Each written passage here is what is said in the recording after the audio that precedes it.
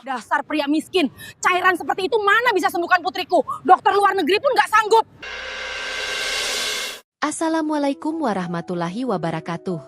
Bayangkan, uang triliunan rupiah di rekening Indah Lestari mendadak tak ada harganya saat putri sematawayangnya divonis lumpuh permanen akibat insiden misterius. Di tengah keputusasaan sang CEO tangguh, seorang pria berpakaian lusuh bernama Asep muncul membawa tawaran yang menampar logika. Ia menjamin kesembuhan putrinya, asalkan Indah mau menikahinya hari itu juga. Demi sepercik harapan, Indah menerima kesepakatan gila tersebut, tanpa menyadari bahwa, ternyata. Sahabat semuanya, sebelum kita lanjutkan cerita ini, mari tuliskan di komentar dari mana saja sahabat menonton cerita ini. Semoga yang subscribe, kami doakan, dimudahkan segala urusannya, dilapangkan rizkinya, disehatkan badannya, dan dikabulkan segala hajatnya. Amin ya robbal alamin. Mari kita lanjut ceritanya. Ruangan VIP di Rumah Sakit Graha Medica itu terasa sedingin lemari es.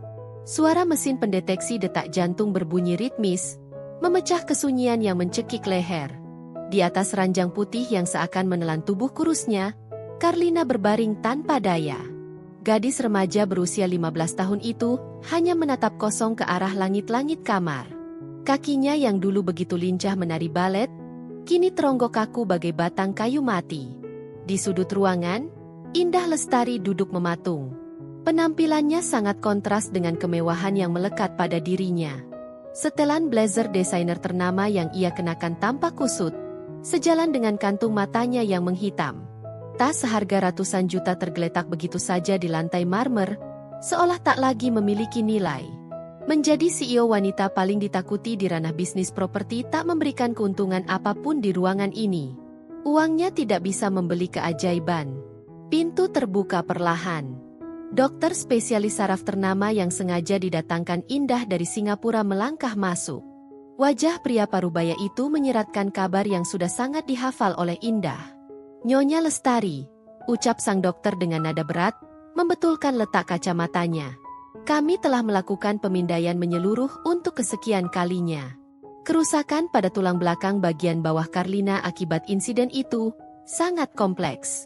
Secara medis, kami harus jujur. Peluangnya untuk kembali berjalan nyaris tidak ada. Saya sangat menyesal." Kalimat itu meluncur seperti godam yang menghantam dada Indah. Napasnya tercekat.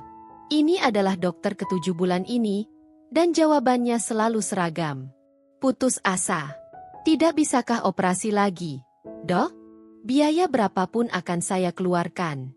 Bawa peralatan terbaik dari Eropa, atau kita pindahkan dia ke Amerika malam ini juga."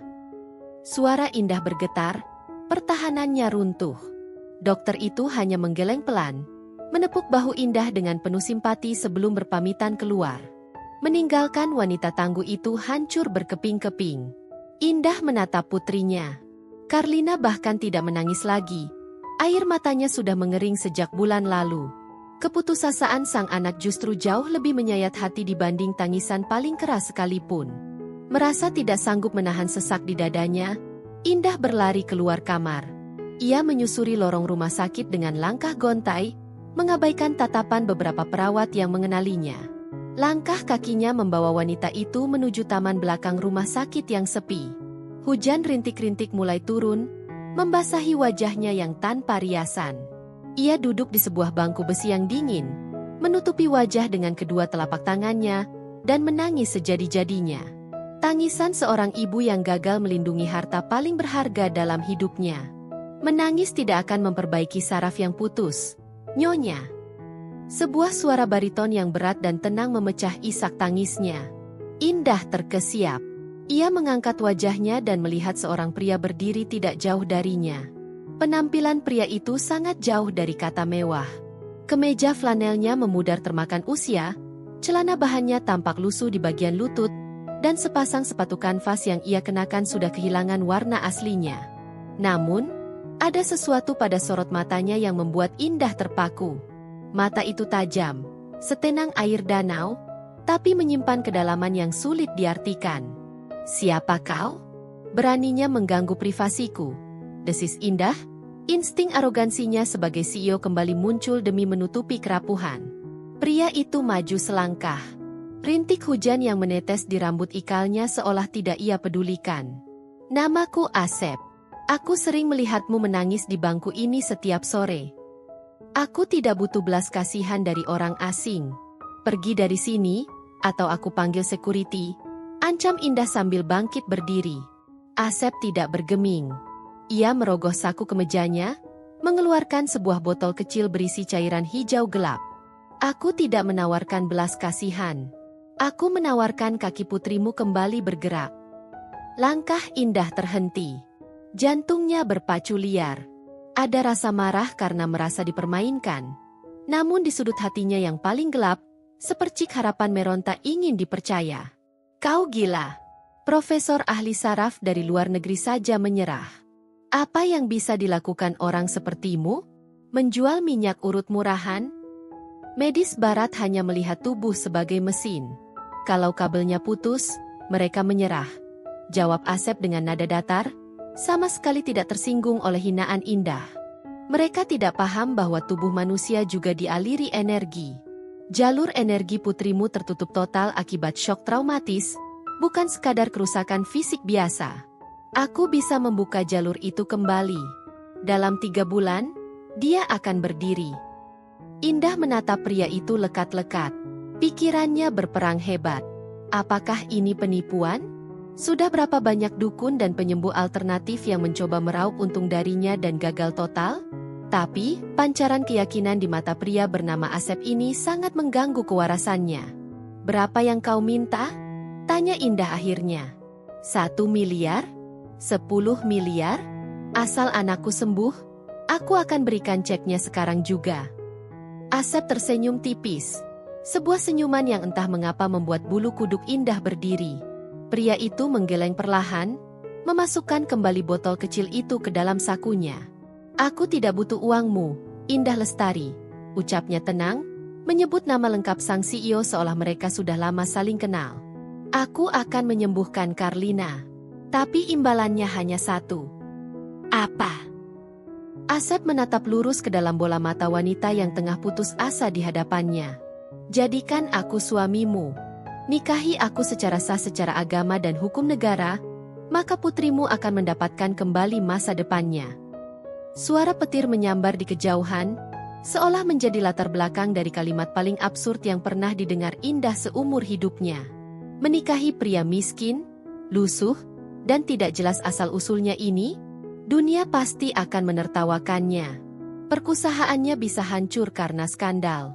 Namun, bayangan senyum Karlina yang hilang kembali berputar di benaknya. Di titik nadir ini, kewarasan tak lagi relevan. Pertaruhan terbesar dalam hidup Indah Lestari baru saja dimulai. Keputusan telah diketuk. Ketukan imajiner itu bergema di kepala Indah Lestari, menghancurkan seluruh sisa logika yang selama ini menjadi fondasi hidupnya sebagai pebisnis ulung. 2 hari setelah pertemuan ganjil di bawah rintik hujan taman rumah sakit, kekacauan hebat meledak di kediaman mewah keluarga besar Lestari.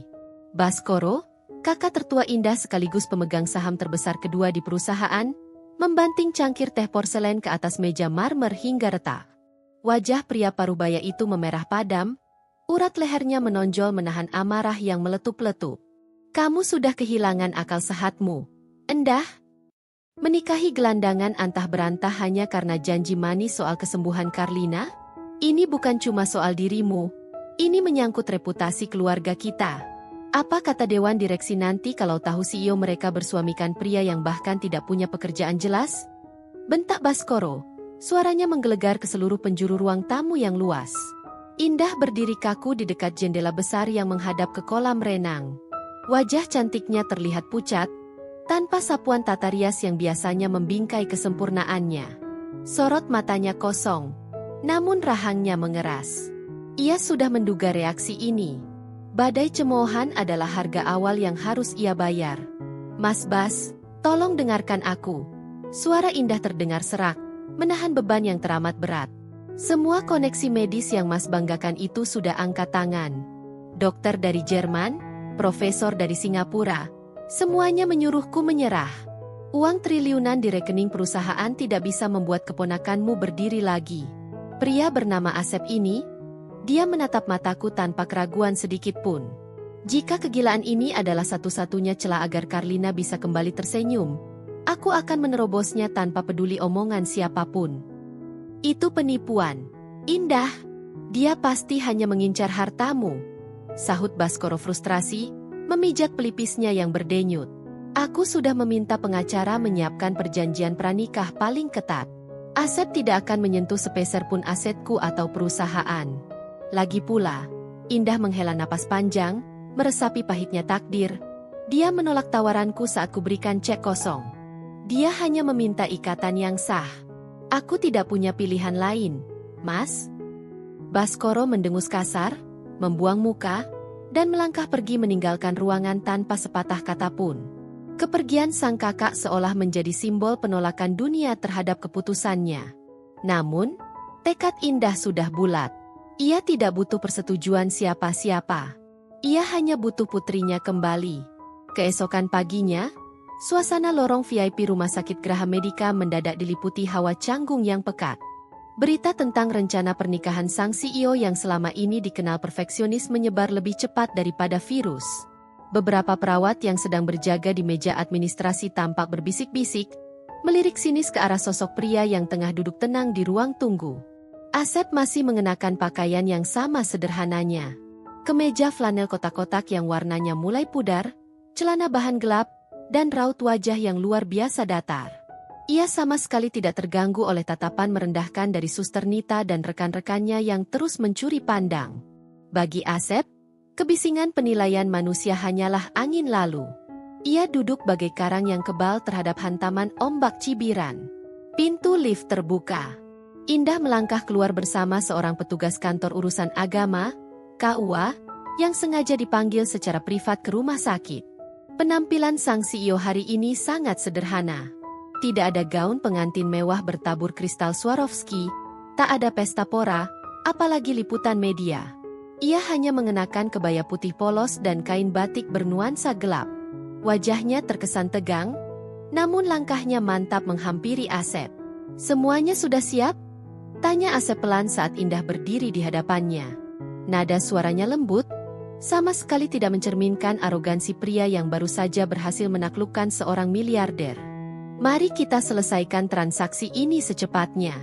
Petugas sudah menunggu di ruang pertemuan kecil di ujung lorong. Jawab Indah dingin.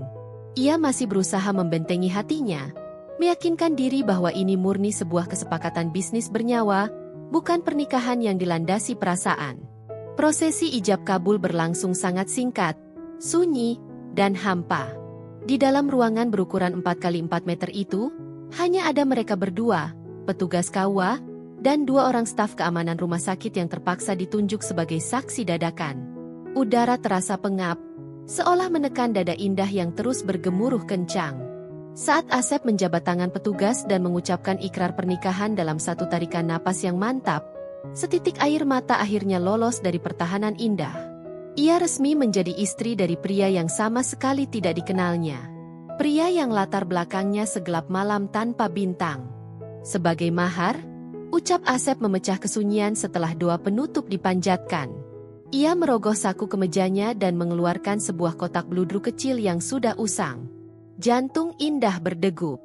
Ia tidak mengharapkan apa-apa. Namun ketika kotak itu dibuka, alih-alih berlian atau perhiasan mahal, tergeletak sebuah cincin perak biasa yang desainnya sangat kuno. Nyaris terlihat seperti cincin mainan jika dibandingkan dengan perhiasan yang biasa dipakai Indah. Tanpa ragu, Asep meraih jemari lentik Indah yang bergetar hebat.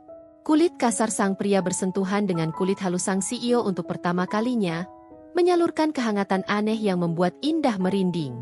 Cincin perak sederhana itu melingkar pas di jari manis Indah. Benda itu terlihat sangat kontras, seolah mengejek status sosialnya. "Ini mungkin tidak berharga di matamu," bisik Asep, menatap lurus ke dalam mata Indah yang berkaca-kaca. "Tapi cincin ini adalah janji. Aku akan membawa Karlina kembali berjalan, dan aku tidak akan pernah mengingkari janji itu." Indah menelan ludah, tenggorokannya terasa kering kerontang.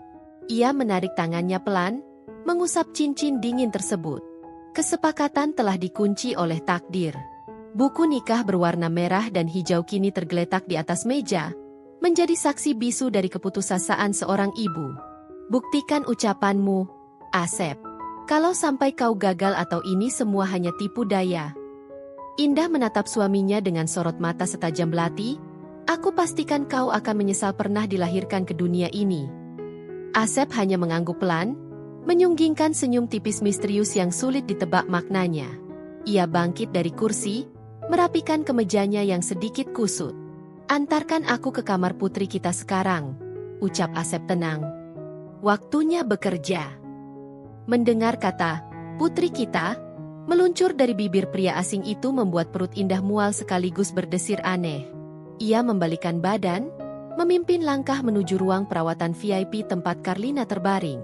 Di balik pintu itu, sebuah metode penyembuhan yang akan menjungkir balikan seluruh logika medis dan membuka kotak Pandora masa lalu mereka, bersiap untuk dimulai. Ruang perawatan VIP itu menyambut kedatangan mereka dengan keheningan yang familiar. Di luar jendela kaca berukuran besar, hujan turun dengan ritme yang konstan dan menenangkan. Ranting-ranting pohon di halaman rumah sakit tampak bergoyang pelan tertiup angin sore, menciptakan siluet tarian alam yang sendu. Cahaya lampu tidur di sudut ruangan dibiarkan meredup, sesekali berkedip lembut dan menebarkan pendar hangat. Suasana ruangan itu sebenarnya terasa sangat syahdu dan menenangkan. Namun bagi Indah, udara di sekitarnya tetap terasa mencekik. Karlina masih berada pada posisi yang sama seperti beberapa jam lalu. Gadis remaja itu berbaring menyamping, memunggungi pintu, pandangannya terkunci pada rintik hujan di balik kaca. Ia bahkan tidak menoleh ketika ibunya melangkah masuk bersama seorang pria asing berpakaian lusuh. Kar! Panggil Indah dengan suara bergetar, berusaha menelan gumpalan pahit di tenggorokannya.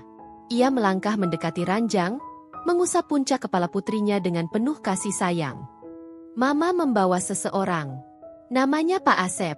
Dia akan membantu memulihkan kondisimu.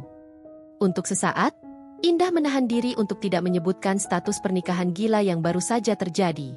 Ia tidak ingin menambah beban mental putrinya. Karlina memutar kepalanya perlahan. Mata gadis itu, yang dulu selalu berbinar ceria, kini meredup tanpa pijar kehidupan. Ia menatap Asep dari ujung kaki hingga ujung kepala. Tidak ada kemarahan dalam tatapan itu, hanya ada kepasrahan absolut yang jauh lebih menyakitkan untuk disaksikan. Dokter bilang saraf tulang belakangku sudah mati. MA, bisik Karlina parau.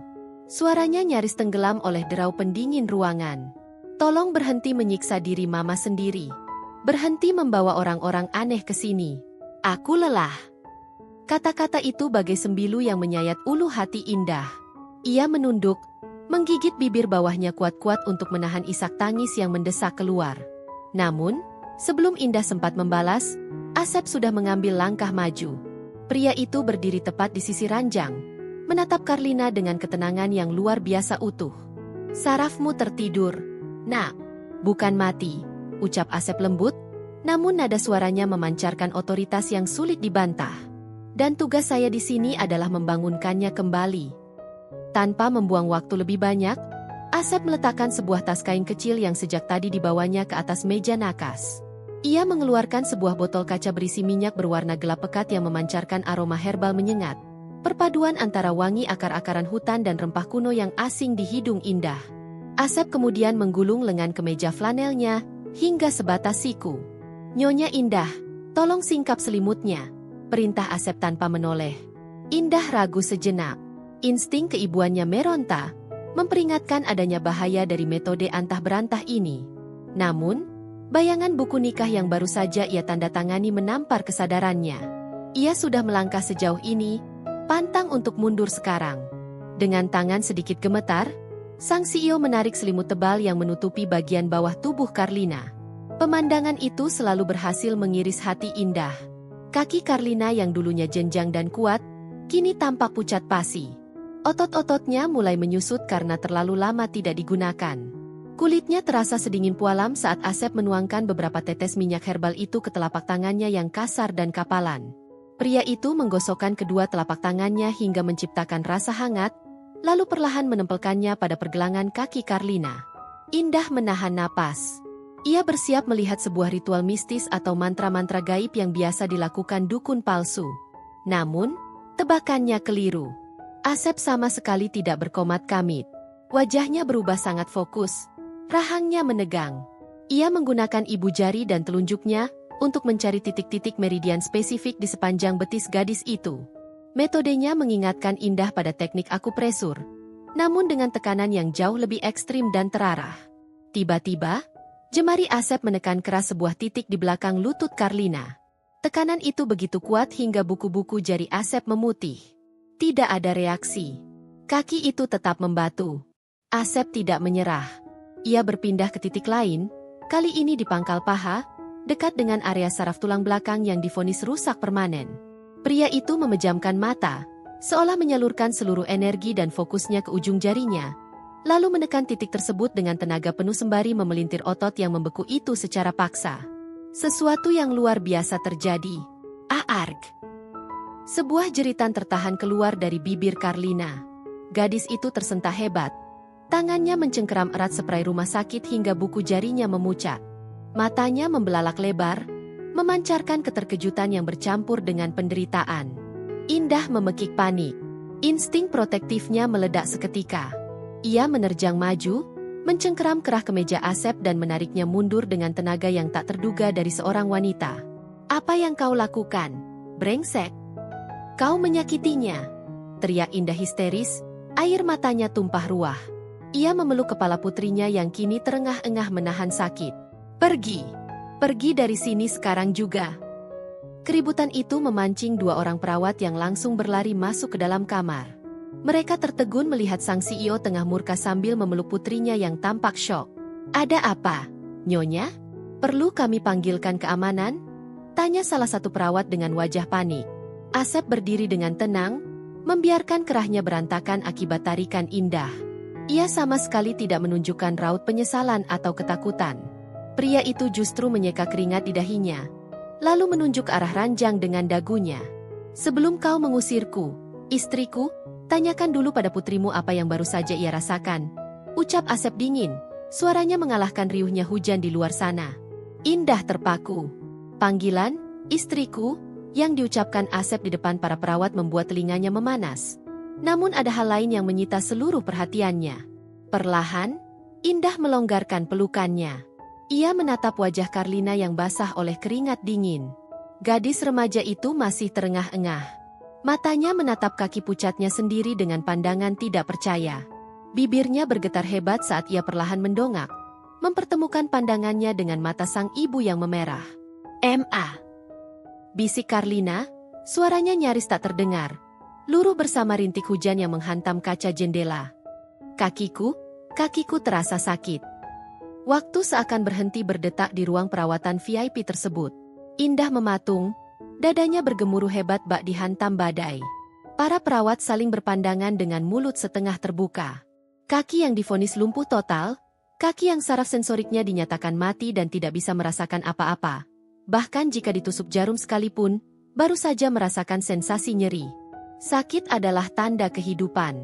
Nyeri adalah sinyal bahwa ada saraf yang kembali merespons otak. Sebuah keajaiban kecil baru saja mekar di tengah keputusasaan. Indah menoleh perlahan ke arah Asep. Pria berpakaian lusuh itu membalas tatapannya dengan senyum tipis yang penuh teka-teki, seolah sensasi rasa sakit yang baru saja ia ciptakan hanyalah permulaan dari badai besar yang akan segera menyapu kehidupan nyaman sang CEO. Kabar bahwa tungkai bawah Karlina merespons rangsangan rasa sakit menyebar secepat kilat di seantero lantai VIP Rumah Sakit Graha Medica. Hanya dalam kurun waktu kurang dari 30 menit sejak insiden teriakan tersebut, ruangan itu sudah dipenuhi oleh tim medis. Dokter spesialis saraf yang tempo hari menyuruh Indah menyerah, kini berdiri mematung sambil memegang palu refleks dengan tangan gemetar. Ia baru saja mengetuk tendon patella di bawah tempurung lutut Karlina. Dan untuk pertama kalinya dalam 6 bulan terakhir, kaki pucat itu memberikan reaksi sentakan kecil. Sangat lemah, nyaris tak kasat mata jika tidak diperhatikan secara saksama, namun gerakan itu benar-benar ada. Ini melanggar semua literatur medis yang pernah saya pelajari, gumam sang dokter parubaya, mengusap peluh dingin yang tiba-tiba mengucur di dahinya. Secara anatomis, jalur saraf utama di vertebra lumbalisnya rusak parah. Tidak mungkin ada sinyal dari otak yang bisa menembus blokade itu hingga ke ekstremitas bawah. Tetapi buktinya, refleks motoriknya merespons. Indah Lestari berdiri di sudut ruangan, melipat kedua tangannya di depan dada. Matanya tak lepas sedetik pun dari wajah putrinya. Ada rona kemerahan yang perlahan kembali menghiasi pipi Karlina, menggantikan pucat pasi yang selama ini mengurungnya dalam keputusasaan. Gadis remaja itu menangis. Namun kali ini bukan tangis derita, melainkan air mata haru yang tak terbendung. Secercah harapan baru saja menyusup masuk ke dalam ruang hampa di hatinya. Di sisi lain ranjang, Asep berdiri dengan ketenangan yang sama seperti saat pertama kali pria itu muncul di taman. Ia tidak menyombongkan diri di hadapan para dokter yang kebingungan. Pria berkemeja flanel pudar itu hanya mengemasi botol minyak herbalnya ke dalam tas kain kusam. Bersikap seolah menghidupkan kembali saraf yang mati adalah rutinitas sehari-hari yang membosankan baginya. 1 minggu berlalu sejak keajaiban pertama itu. Dinamika di dalam ruang perawatan nomor 401 perlahan berubah drastis. Cibiran para perawat dan staf rumah sakit menguap tanpa sisa, berganti menjadi tatapan segan sekaligus penuh rasa ingin tahu setiap kali mereka berpapasan dengan Asep. Pria miskin yang mendadak berstatus sebagai suami sah dari CEO raksasa properti itu, telah membuktikan bahwa ucapannya bukanlah isapan jempol belaka. Terapinya berlanjut setiap pagi dan menjelang senja. Rutinitas itu melibatkan pijatan ekstrim, manipulasi titik meridian yang menyakitkan, dan aroma rempah pekat yang kini terasa begitu akrab di indera penciuman indah. Setiap kali sesi pengobatan berlangsung, Karlina akan meringis menahan nyeri, namun tak pernah sekalipun gadis itu meminta Asep berhenti. Rasa sakit telah menjadi sahabat barunya, sebuah pertanda bahwa ia masih hidup dan organ tubuhnya sedang berjuang untuk pulih. Malam itu, hujan lebat mengguyur kota, menciptakan melodi ritmis yang mengetuk-ngetuk jendela kaca tebal di kamar rawat. Karlina sudah terlelap pulas setelah meminum obat penenang dosis ringan. Napasnya teratur, menyisakan kedamaian yang sudah lama dirindukan oleh sang ibu. Indah duduk bersandar di sofa panjang berbahan kulit, memangku sebuah komputer jinjing. Layar monitor memantulkan cahaya redup ke wajah cantiknya yang tampak kelelahan. Kening sang CEO berkerut dalam, matanya menelusuri deretan angka dan grafik kerugian pada proyek apartemen mewah perusahaannya yang sedang terancam mangkrak akibat masalah struktur tanah. Pikirannya buntu. Sudah 2 jam ia membaca laporan dari tim insinyur. Namun tidak ada satupun solusi yang masuk akal tanpa harus membengkakkan anggaran hingga triliunan rupiah. Terdengar suara gemerisik pelan dari arah pantry kecil di sudut ruangan. Asep berjalan menghampiri meja tempat Indah bekerja, meletakkan secangkir teh kamomil hangat yang uapnya mengepul lembut ke udara. Pria itu sudah berganti pakaian dengan kaos polos berwarna gelap, namun tetap mempertahankan kesederhanaannya. Minumlah. Kafein dari kopi ketigamu hari ini hanya akan membuat otot lehermu semakin tegang. Ucap Asep santai, mengambil tempat duduk di kursi tunggal tepat di seberang Indah. Wanita itu mendongak, menatap teh tersebut sejenak sebelum beralih pada pria berstatus suaminya itu. Ada rasa canggung yang tiba-tiba menyergap dada Indah. Selama seminggu ini, mereka tidur di ruangan yang sama. Indah di ranjang pendamping, dan Asep di atas karpet berbekal selimut tipis. Namun, mereka nyaris tidak pernah berbicara di luar urusan medis Karlina. Terima kasih, balas Indah lirih. Ia menutup laptopnya setengah, merasa sungkan mengabaikan pria yang telah memberikan napas baru bagi kehidupan putrinya. Dan aku rasa aku belum sempat meminta maaf secara pantas atas teriakanku di hari pertama kau mengobati Karlina. Aku panik saat melihatnya kesakitan. Asep menyandarkan punggungnya, tersenyum tipis. Naluri seorang ibu tidak pernah salah tempat. Indah. Ia hanya terkadang muncul di waktu yang kurang tepat. Kau tidak perlu meminta maaf karena telah mencintai anakmu. Jawaban itu begitu dewasa, tertata rapi, dan menohok hati. Indah terdiam. Matanya menelisik wajah pria di hadapannya. Rahang yang tegas, sorot mata yang meneduhkan, serta pilihan kosakata yang jauh dari kesan berantakan. Siapa sebenarnya pria ini? Pertanyaan itu terus berputar-putar di benaknya seperti gasing. Tanpa sengaja, pandangan Asep jatuh pada layar laptop Indah yang belum sepenuhnya tertutup. Celah sempit itu masih memperlihatkan desain maket konstruksi bawah tanah yang rumit. Masalah likuifaksi pada tanah urukan di sektor C? Tanya Asep tiba-tiba, menunjuk ke arah celah layar tersebut. Indah tersentak kaget. Matanya membelalak tak percaya. Ia buru-buru membuka kembali laptopnya secara penuh. Bagaimana kau tahu? Laporan ini sangat rahasia dan istilah teknis itu. Grafik penurunan muka tanah yang tergambar di sudut presentasimu sangat khas. Potong Asep tenang. Ia memajukan tubuhnya sedikit, menatap deretan angka di layar tanpa sedikit pun keraguan. Tim insinyurmu pasti menyarankan pemasangan paku bumi ekstra panjang atau suntikan semen beton bervolume raksasa. Dua-duanya akan membunuh anggaranmu dan memakan waktu bertahun-tahun. Itu benar. Indah menelan ludah, suaranya nyaris berbisik. Jadi, apa ada jalan lain? Pertanyaan itu meluncur begitu saja dari mulut seorang pimpinan perusahaan raksasa kepada pria berpakaian lusuh yang baru dikenalnya seumur jagung. Harga diri seolah menguap tergantikan oleh rasa takjub yang luar biasa. Alih-alih melawan alam dengan beton, kenapa tidak menggunakan teknik drainase vertikal termodifikasi? Kalian bisa memasang pipa kapiler raksasa bersistem vakum untuk menyedot kandungan air berlebih di lapisan tanah liat secara simultan, lalu menstabilkannya dengan matras geosintetik yang lebih fleksibel. Biayanya hanya sepertiga dari metode konvensional, dan strukturnya justru akan semakin mengeras saat terjadi pergeseran tektonik ringan. Penjelasan itu meluncur lancar dari bibir Asep, seolah ia sedang menjelaskan resep masakan rumahan. Indah tercengang. Mulutnya sedikit terbuka, otaknya memproses teori brilian yang bahkan tidak terpikirkan oleh lulusan institut teknologi terkemuka yang bekerja di perusahaannya. Konsep itu sangat revolusioner, efisien, dan memecahkan masalah utamanya seketika. "Siapa kau sebenarnya, Asep?" tanya Indah. Kali ini suaranya bergetar karena rasa penasaran yang memuncak. Pengetahuan arsitektur geologi semacam itu tidak mungkin dikuasai oleh orang awam.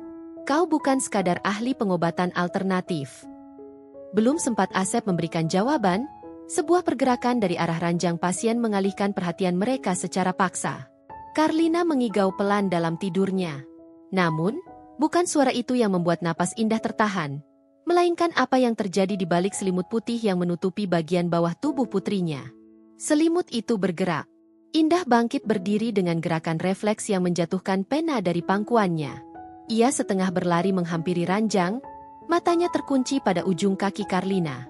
Dengan sangat perlahan, 3 jari kaki kanan gadis remaja itu menekuk ke dalam, lalu merenggang kembali. Bukan sekadar kedutan refleks akibat ketukan palu medis, melainkan sebuah pergerakan motorik mandiri yang sangat nyata. Dia menggerakkannya. Bisik Indah parau, air matanya langsung luruh menderas membasahi pipi. Tangannya terulur menyentuh kaki putrinya yang kini terasa hangat oleh aliran darah yang kembali normal. Asep menyusul di belakangnya, berdiri tegak bagai bayangan pelindung. Pria itu menyentuh bahu Indah dengan lembut, menyalurkan kehangatan aneh yang membuat sang CEO merasa aman untuk pertama kalinya sejak badai kehidupan menghantam keluarganya. "Saya sudah bilang, bukan? Sarafnya hanya tertidur," ucap Asep pelan. Dan malam ini, ia telah sepenuhnya terbangun. Indah berbalik, menatap pria yang telah memutarbalikkan semestanya itu. Getaran harapan yang sedari tadi merayap perlahan kini meledak menjadi kebahagiaan tak terlukiskan di dalam dadanya. Dinding es yang membeku di hati sang wanita tangguh mulai mencair setetes demi setetes, memberi ruang bagi perasaan asing yang tak pernah ia sangka akan hadir dari sebuah pernikahan transaksional. Namun, di balik rasa syukur yang membuncah, satu pertanyaan besar masih menggantung rapat di udara.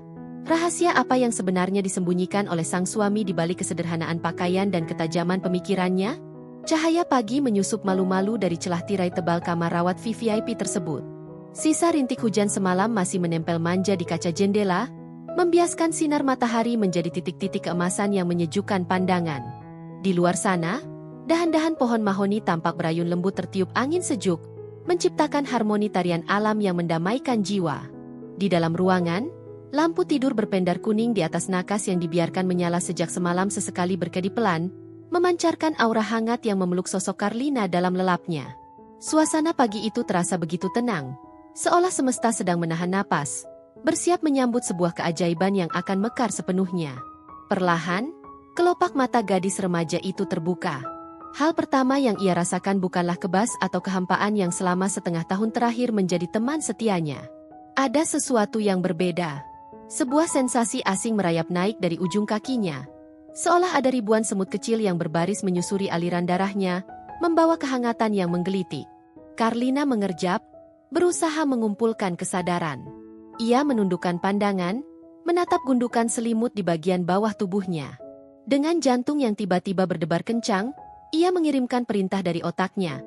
Sebuah perintah sederhana yang selama berbulan-bulan selalu berujung pada kekecewaan dan tangisan pilu. Bergeraklah. Di bawah lapisan kain putih bersih itu, ibu jari kaki kanannya menekuk. Napas Carlina tercekat. Ia nyaris tidak mempercayai penglihatannya sendiri. Gadis itu menyingkap selimut dengan tangan gemetar. Ia menatap lekat-lekat punggung kakinya yang pucat, lalu kembali memfokuskan seluruh sisa energinya. Sekali lagi, ia memerintahkan otot-ototnya untuk merespons. Kali ini, tidak hanya ibu jari, melainkan seluruh jemari kakinya merenggang dan menekuk secara perlahan namun pasti. "Ma." Suara Carlina keluar berupa cicitan tertahan. Air mata seketika menggenang di pelupuk matanya. "Mama." Panggilan kedua meluncur lebih keras, memecah kesunyian kamar. Indah Lestari, yang tertidur dengan posisi terduduk di sofa berselimutkan mantel tipis, langsung terlonjak bangun. Wajah sang CEO tampak panik. Insting keibuannya merespons panggilan itu dengan kecepatan kilat. Ia setengah berlari menghampiri ranjang, takut terjadi sesuatu yang buruk pada putrinya. "Ada apa, sayang? Mana yang sakit? Mama panggilkan dokter sekarang." Cecar Indah bertubi-tubi, tangannya gemetar mencari tombol panggilan darurat di dinding. "Bukan, Ma. Tolong lihat ke bawah." Isak Carlina, telunjuknya menunjuk ke arah kakinya sendiri dengan bibir bergetar hebat. Indah menahan napas. Matanya mengikuti arah telunjuk sang anak. Dan di sanalah ia melihatnya. Pemandangan yang lebih berharga dari seluruh aset perusahaan triliunan rupiah yang ia miliki. Jari-jari kaki putrinya bergerak lentik, naik dan turun, merespons perintah saraf sadarnya. Gerakan itu masih lemah. Namun itu adalah sebuah kendali penuh. Sebuah kehidupan yang kembali berdenyut. Tangisan Indah pecah seketika. Pertahanan wanita baja itu runtuh tak bersisa. Ia menubruk putrinya, memeluk tubuh kurus itu erat-erat seakan takut momen ini hanyalah kepingan mimpi yang akan memudar saat ia terbangun. Carlina membalas pelukan ibunya tak kalah erat, membenamkan wajahnya di ceruk leher Indah sambil terisak keras. Seluruh penderitaan, rasa putus asa, dan depresi yang mengurung mereka selama berbulan-bulan tumpah ruah pagi itu, larut dalam air mata kebahagiaan yang menyucikan luka. "Kamu bisa, Nak, kamu bisa merasakannya lagi. Ya Tuhan, terima kasih." Gumam Indah berulang kali di sela isak tangisnya, menciumi puncak kepala Carlina dengan kasih sayang yang meluap-luap. Di sudut ruangan dekat meja pantry, Asep berdiri bersandar pada dinding. Pria itu sudah bangun sejak subuh, menyeduh teh tanpa suara agar tidak mengganggu istirahat kedua perempuan tangguh di hadapannya. Ia menyesap cangkirnya perlahan, menatap pemandangan emosional tersebut dengan raut wajah setenang air danau tak beriak. Tidak ada senyum jemawa di bibirnya, hanya sebuah garis lengkung tipis yang menyiratkan kelegaan. Merasa diperhatikan, Carlina perlahan melepaskan pelukan ibunya. Ia menyeka air mata dengan punggung tangannya, lalu menatap pria berpakaian sederhana di sudut ruangan itu. Dulu, tatapan Carlina padanya dipenuhi apati dan kemarahan. Namun kini, sorot mata gadis itu berubah sepenuhnya. "Pak Asep." Panggil Carlina lirih. Suaranya masih serak. Asep meletakkan cangkirnya, lalu melangkah maju dengan tenang mendekati tepian ranjang. "Terima kasih," ucap gadis itu sungguh-sungguh. Bibirnya akhirnya menyunggingkan sebuah senyuman tulus. Senyum indah yang sudah berbulan-bulan lamanya menghilang dari wajah tersebut. "Terima kasih sudah membangunkanku dari mimpi buruk ini." Asep mengangguk pelan. "Itu karena tubuhmu sendiri yang menolak untuk menyerah, Carlina. Saya hanya membantu membuka jalannya. Teruslah berjuang, bulan depan kau sudah bisa berlari memutari taman rumah sakit ini." Indah menatap interaksi keduanya dengan dada bergemuruh. Kebahagiaan memang sedang berpesta pora di hatinya. Namun di sudut pikiran sang CEO yang selalu rasional, sebuah alarm peringatan mulai berdering nyaring. Ia menatap Asep lekat-lekat. Pakaian pria itu lusuh, penampilannya sama sekali tidak mencerminkan seseorang yang berpendidikan tinggi.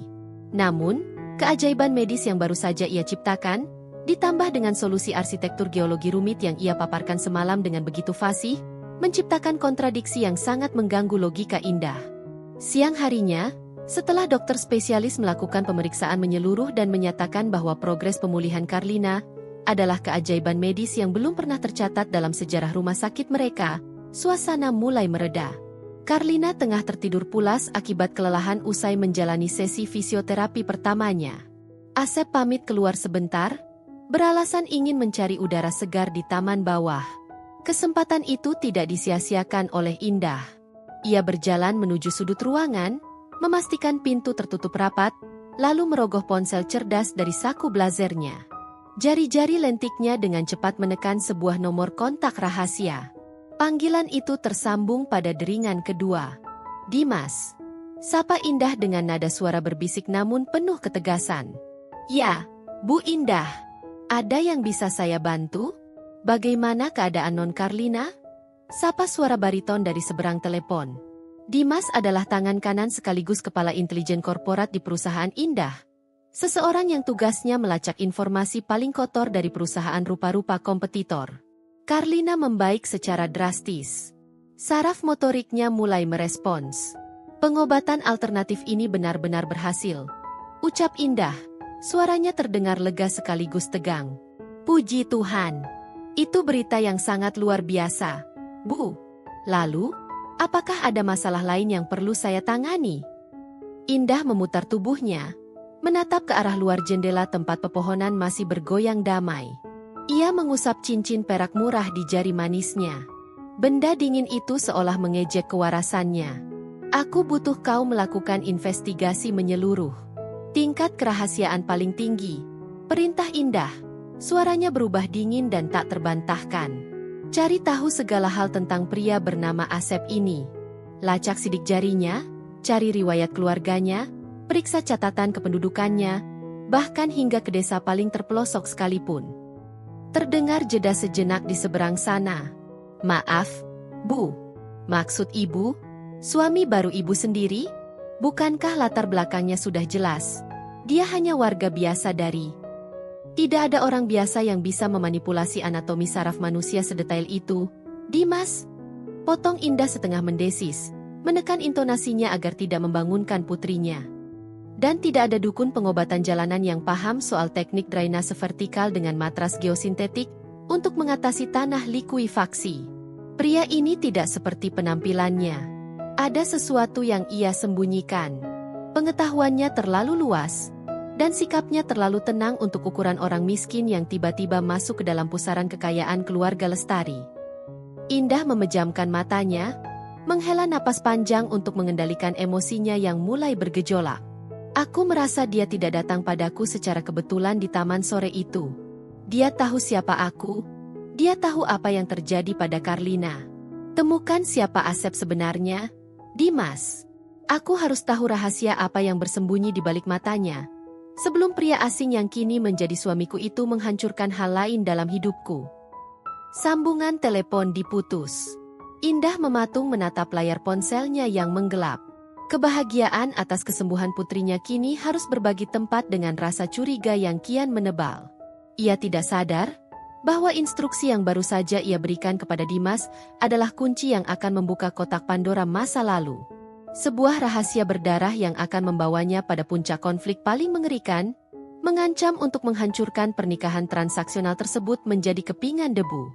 1 bulan telah berlalu sejak keajaiban pertama di ruang perawatan VIP itu. Karlina kini sudah diperbolehkan pulang dan melanjutkan proses pemulihan di kediaman mewah keluarga Lestari. Gadis remaja itu belum sepenuhnya bisa berjalan normal. Namun ia sudah mampu berdiri menopang tubuhnya sendiri dengan bantuan tongkat khusus. Tawa ceria perlahan kembali menghiasi sudut-sudut rumah besar tersebut, mengusir kabut kelabu yang selama setengah tahun terakhir mencekik setiap penghuninya. Namun, di balik tawa sang anak, sebuah badai tak kasat mata sedang berkumpul tepat di atas kepala Indah Lestari. Malam itu, cuaca di luar terasa kurang bersahabat. Hujan turun dengan intensitas sedang, mengetuk-ngetuk kaca jendela berukuran raksasa di sayap barat rumah. Dahan-dahan pohon beringin tua di halaman belakang tampak bergoyang pelan tertiup angin, menciptakan siluet menyeramkan yang terpantul ke dalam ruangan. Di lorong panjang menuju ruang kerja mendiang suami Indah, sebuah lampu gantung kristal antik yang entah mengapa mengalami gangguan tegangan sesekali berkedip redup, membiaskan cahaya temaram yang menari-nari di atas karpet Persia. Ruang kerja mendiang Hendrawan, suami Indah yang tewas dalam kecelakaan tunggal 3 tahun silam, adalah area terlarang bagi para pelayan. Ruangan berlapis panel kayu jati itu dibiarkan persis seperti saat terakhir kali sang tuan rumah bernapas. Malam ini, pintu ganda berukir rumit itu sedikit terbuka, menyisakan celah sempit yang mengundang tanda tanya. Di dalam ruangan yang berbau ape kertas tua dan tembakau itu, Asep berdiri mematung. Pria itu tidak sedang mencari masalah. Niat awalnya hanyalah mencari buku referensi anatomi kuno yang menurut Indah mungkin tersimpan di perpustakaan pribadi mendiang suaminya. Namun, insting Asep yang terlampau tajam menangkap sebuah keganjilan pada rak buku di sudut paling gelap. Ada goresan halus di lantai kayu, menandakan bahwa rak seberat ratusan kilogram itu sering digeser. Dengan sedikit dorongan tenaga yang terukur, Asep menggeser rak tersebut. Tepat di baliknya, sebuah brankas baja tertanam rapi di dinding. Bagian yang mengejutkan bukanlah brankas itu sendiri, melainkan pintunya yang tidak terkunci rapat, seolah pemiliknya terakhir kali membukanya dalam keadaan tergesa-gesa sebelum ajal menjemput. Asep menarik gagang baja tersebut. Di dalamnya hanya terdapat sebuah map kulit berwarna hitam legam. Jemari pria yang biasanya digunakan untuk menyembuhkan saraf itu perlahan membuka simpul map. Lembar demi lembar dokumen usang ia baca. Matanya menelusuri deretan kalimat dan angka transaksi rahasia. Tiba-tiba, napas Asep terhenti. Jantungnya berdetak satu ketukan lebih lambat. Sebuah lembaran foto Polaroid tergelincir jatuh dari sela-sela dokumen, mendarat tepat di ujung sepatu kanvasnya.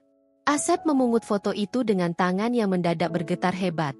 Di dalam gambar beresolusi rendah tersebut, tampak sosok Hendrawan muda berdiri tersenyum angkuh di depan sebuah fasilitas laboratorium terpencil. Di belakang Hendrawan, teronggok drum-drum berlabel biohazard yang isinya sedang dialirkan ke sebuah sungai kecil. Sungai yang sangat dikenali Asep.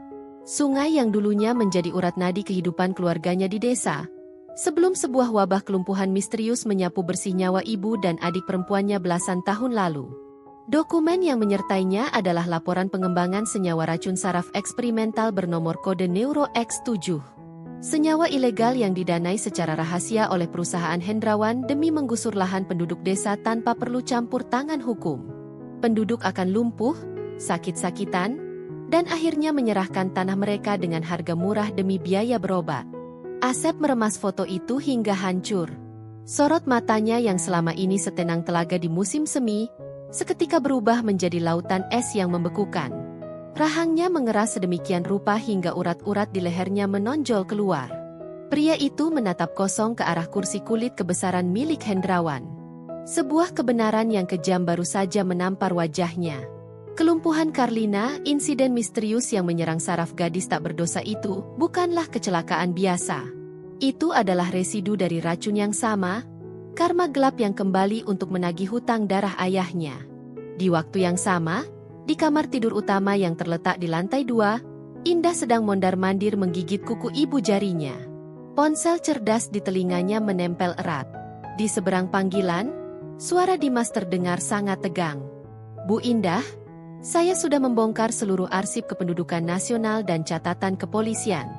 Identitas suami Anda, Asep, sepenuhnya adalah fabrikasi. Nomor induk kependudukannya baru didaftarkan 5 tahun lalu melalui jalur belakang. Pria ini seperti hantu yang tidak memiliki masa lalu sebelum tahun itu. Lalu apa yang kau temukan, Dimas? Jangan membuatku menunggu. Desak Indah, suaranya bergetar menahan luapan kepanikan. Saya menelusuri teknik pengobatan yang ia gunakan. Itu bukan metode sembarangan, Bu.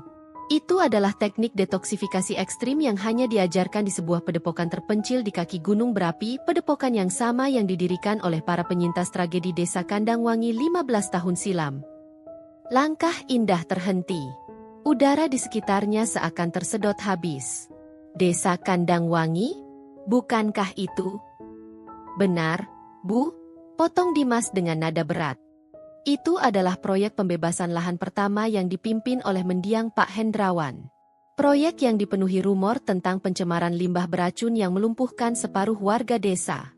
Jika Asep berasal dari sana, Bu, dia tidak datang untuk menyelamatkan Non Karlina. Pria itu menyusup ke dalam keluarga Anda. Ponsel di genggaman Indah nyaris terjatuh. Kepalanya pusing bukan kepalang. Instingnya selama ini benar. Suaminya bukanlah pahlawan miskin yang mengharapkan belas kasihan, melainkan sosok masa lalu yang menyimpan bara dendam. Dengan langkah tergesa-gesa dan napas memburu, sang CEO berlari keluar kamar. Ia menuruni tangga pualam dengan ceroboh, nyaris terpleset andai tangannya tidak mencengkeram pegangan tangga. Tujuannya hanya satu, mencari keberadaan pria pembohong itu dan menuntut penjelasan sebelum hal buruk menimpa putrinya. Indah menyusuri lorong sayap barat yang temaram. Lampu gantung yang berkedip-kedip menambah kesan mencekam malam itu. Seirama dengan kilat yang sesekali menyambar di luar jendela, membelah langit hitam dengan kilatan cahaya putih yang menyilaukan. Matanya menangkap celah pintu ruang kerja Hendrawan yang terbuka. Tanpa ragu, wanita itu mendorong pintu ganda tersebut hingga terbentang lebar. "Asep!" bentak Indah. Suaranya melengking memecah suara rintik hujan. Sosok pria itu berdiri membelakanginya, menghadap ke arah jendela besar yang basah oleh air. Ia tidak terkejut sama sekali oleh kedatangan Indah yang mendadak. Perlahan, Asep membalikkan tubuhnya. Langkah Indah otomatis mundur selangkah. Wanita baja yang biasa menundukkan ratusan pria hidung belang di meja negosiasi itu mendadak menggigil. Wajah Asep sama sekali tidak menunjukkan kehangatan yang biasa ia berikan saat merawat Karlina. Wajah itu sedingin batu nisan. Mata tajamnya menatap Indah seolah wanita itu adalah hama yang paling menjijikkan di muka bumi. Di tangan kanan Asep, tergenggam sebuah map hitam dan foto usang yang setengah hancur. "Dulu aku bertanya-tanya, Nyonya Lestari." Suara Asep memecah kesunyian. Nadanya begitu rendah, berat, dan dipenuhi racun kebencian yang selama ini terkunci rapat. "Mengapa takdir mempertemukanku dengan seorang ibu yang menangis terseduh-seduh di taman rumah sakit, meratapi putrinya yang lumpuh layu? Aku mengira itu adalah panggilan kemanusiaan."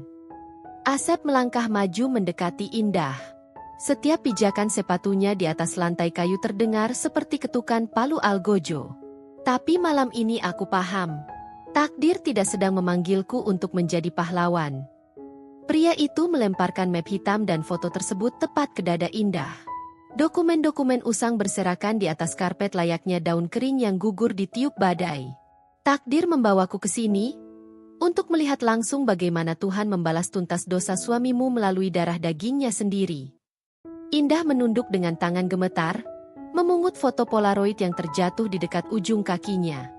Saat matanya mengenali wajah mendiang suaminya dan logo drum beracun di latar belakang foto tersebut, seluruh dunia sang CEO runtuh seketika. Pertarungan sesungguhnya bukan melawan kelumpuhan fisik, melainkan melawan hantu masa lalu yang haus akan pembalasan, baru saja dimulai. Lantai kayu berlapis karpet Persia di ruang kerja itu mendadak terasa sedingin balok es. Lembaran foto Polaroid di tangan Indah bergetar hebat seiring dengan embusan napasnya yang memburu. Matanya terpaku pada sosok Hendrawan, mendiang suaminya, yang tersenyum pongah berlatarkan dram-dram berkarat dengan lambang bahaya biologis. Ingatan sang CEO terlempar pada masa kejayaan awal perusahaan mereka 15 tahun silam, masa di mana kekayaan mengalir deras bak air bah. Namun Hendrawan selalu bungkam mengenai dari mana asal-muasal tanah murah yang membesarkan kerajaan bisnis mereka. Ini pasti rekayasa." Suara Indah terdengar parau, memecah deru hujan di luar jendela. Ia mendongak, menatap Asep dengan tatapan memohon yang menyedihkan. "Hendrawan adalah pengusaha keras. Aku tahu itu. Tapi dia bukan pembunuh. Dia tidak mungkin meracuni penduduk desa." Sebuah tawa sumbang meluncur dari bibir Asep. Tawa itu terdengar kering, hampa, dan dipenuhi kepahitan yang mengendap belasan tahun. Pria yang biasanya tampil setenang air telaga itu kini memancarkan aura membunuh yang sangat pekat. "Pengusaha keras." Asep mengulang kalimat itu dengan nada mencemooh, melangkah perlahan mendekati Indah bak predator yang menyudutkan mangsanya. "Apakah menyebutnya, pengusaha keras, bisa menghidupkan kembali adik perempuanku, Nyonya Lestari?" Namanya Sari. Usianya 10 tahun. Dia sangat suka menari, persis seperti putrimu yang berharga itu. Asep berhenti tepat satu langkah di depan Indah. Tatapannya menghujam tepat ke manik mata sang wanita, menelanjangi seluruh sisa arogansinya. "Suatu pagi, air sungai di desa kami berubah warna menjadi kuning kecoklatan dan berbau logam menyengat." Asep melanjutkan ceritanya, Suaranya kini merendah menjadi bisikan tajam yang menyayat hati. Seminggu kemudian, Sari mulai batuk darah. Kakinya melemah. Dalam sebulan, dia lumpuh total. Bukan hanya dia, puluhan anak dan orang tua di Kandang Wangi mengalami hal serupa. Kami miskin, tidak punya biaya untuk rumah sakit kota. Lalu datanglah orang-orang suruhan suamimu. Mereka menawarkan bantuan medis dengan satu syarat mutlak. Kami harus menandatangani akta penyerahan tanah dengan harga yang bahkan tidak cukup untuk membeli peti mati. Indah menggelengkan kepalanya kuat-kuat. Air mata mulai membasahi pipinya yang memucat. Aku bersumpah demi Tuhan. Aku tidak tahu apa-apa soal ini. Hendrawan merahasiakan seluruh operasi lapangan. Aku hanya mengurus keuangan di ibu kota. Tentu saja kau tidak tahu. Bentak Asep, kesabarannya akhirnya runtuh. Suaranya menggelegar, mengalahkan suara guntur yang baru saja menyambar. Kau terlalu sibuk menikmati pesta sosialita, membeli tas seharga rumah, dan hidup di atas penderitaan kami. Sementara ibuku meninggal karena serangan jantung saat melihat Sari meregang nyawa dengan tubuh kejang-kejang, akibat sarafnya hancur digerogoti racun Neuro X7 buatan suamimu. Dinding pertahanan Indah hancur berkeping-keping. Lututnya melemas hingga ia jatuh terduduk di atas karpet. Tangannya meremas dokumen usang yang berserakan. Realitas ini terlalu mengerikan untuk ditelan. Seluruh kemewahan yang ia nikmati selama ini ternyata dibayar dengan darah dan air mata orang-orang tak berdosa. Lal, Karlina. Indah terisak, mengumpulkan sisa-sisa suaranya untuk merangkai kepingan teka-teki terakhir. Kenapa anakku? Dokter bilang dia mengalami kecelakaan saraf misterius saat berada di gudang bawah tanah rumah ini 6 bulan lalu. Mereka tidak pernah bisa mendiagnosis penyebab pastinya. Asep berjongkok, menyejajarkan wajahnya dengan Indah yang tengah hancur. Wajah pria itu mengeras, rahangnya terkatup rapat menahan gejolak emosi. Karena dokter medis modern tidak pernah diajarkan untuk mendeteksi senjata biologis ilegal yang sudah dimusnahkan 15 tahun lalu, bisik Asep dingin. Ia menunjuk ke arah brankas baja yang masih terbuka. Suamimu, saking serakah dan paranoidnya, menyimpan satu botol sampel murni racun itu di rumah ini. Sebagai jaminan, atau mungkin sebagai senjata rahasia jika ada rekan bisnis yang mengkhianatinya. 6 bulan lalu, putrimu yang malang bermain di gudang, menemukan kotak peninggalan ayahnya, dan memecahkan botol tersebut. Uapnya terhirup. Racun itu meresap melalui pori-pori kulitnya. Karma bekerja dengan cara yang sangat puitis, bukan? Fakta itu menghantam Indah bagai godam tak kasat mata. Bukan kecelakaan biasa. Bukan penyakit autoimun. Putrinya menjadi korban dari senjata pemusnah ciptaan ayahnya sendiri. Rasa bersalah yang teramat sangat seketika mencekik leher sang ibu, membuatnya kesulitan meraup oksigen. Dendamku selama 15 tahun membawaku mempelajari ilmu pengobatan kuno pembersih racun di padepokan penyintas. Lanjut Asep, matanya tak berkedip menatap wanita di bawahnya. Tujuanku hidup hanya satu, mencari keluarga Hendrawan. Aku bahkan memalsukan identitas dan membiarkan diriku terlihat seperti pria miskin bodoh, agar bisa mendekatimu di saat kau paling hancur. Dan lihatlah sekarang. Nyonya besar Indah Lestari, berlutut tak berdaya di bawah kakiku. Mendengar hal itu, insting keibuan Indah mengambil alih seluruh akal sehatnya. Ia tidak peduli lagi pada harga diri, status sosial, atau harta bendanya. Wanita itu merangkak maju, memeluk kedua kaki Asep dengan erat sambil meraung sejadi-jadinya. Hukum aku, Asep, bunuh aku malam ini juga. Silakan, aku yang akan menebus dosa suamiku. Isak Indah histeris, air matanya membasahi sepatu kanvas usang milik sang pria. Tapi kumohon, tolong lepaskan Karlina. Dia tidak tahu apa-apa. Dia anak yang baik. Kakinya baru saja bisa bergerak. Kau tidak mungkin tega menghentikan pengobatannya sekarang, kan? Dia hanya gadis kecil yang kebetulan mewarisi darah Hendrawan. Asep menatap wanita yang memeluk kakinya itu dengan perasaan campur aduk. Di satu sisi, melihat kehancuran keluarga yang telah merenggut nyawa ibu dan adiknya memberikan kepuasan tersendiri. Namun di sisi lain, sentuhan tangan Indah yang gemetar mengingatkannya pada betapa rapuhnya manusia. Dengan kasar, Asep menarik kakinya hingga Indah terjerembab ke lantai. Pria itu berdiri tegak, memunggungi sang CEO yang terus menangis memilukan. Aku sudah membuang racun utama dari jalur meridian di punggungnya. Itulah sebabnya jari kakinya bisa bergerak. Ucap Asep tanpa menoleh. Nada suaranya kembali datar dan hampa. Tapi titik saraf motorik utama di lututnya masih tertutup. Jika aku menghentikan terapi ini sekarang, dalam 3 hari, racun itu akan berbalik menyerang organ dalamnya. Karlina tidak hanya akan lumpuh selamanya, dia akan perlahan-lahan mati dengan rasa sakit yang sama seperti yang dialami adikku. Indah memekik ngeri. Ia berusaha meraih ujung celana Asep, namun pria itu sudah melangkah menuju pintu. Pernikahan ini, kesepakatan kita, kau berjanji akan menyembuhkannya. Teriak Indah putus asa, melemparkan satu-satunya senjata yang ia miliki, status hukum mereka. Langkah Asep terhenti di ambang pintu ganda tersebut.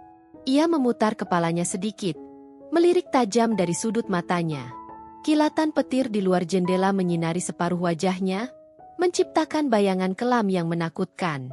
Sebuah janji yang dibuat dengan iblis, Nyonya Lestari, tidak pernah berakhir dengan kebahagiaan, desis Asep tajam.